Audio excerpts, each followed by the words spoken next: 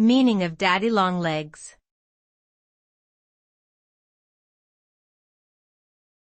Daddy long legs.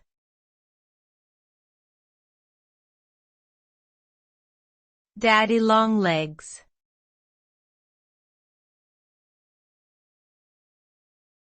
Daddy long legs.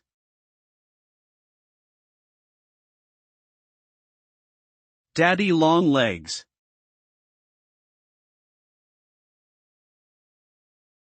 Daddy long legs can refer to different things depending on the context. In biology, it's a colloquial term for arachnids known as harvestmen, which are not spiders. In literature, it's the title of a novel by Merriam-Webster about an orphan girl's education. The term can also be used in informal speech to describe someone's long legs, particularly if they're thin.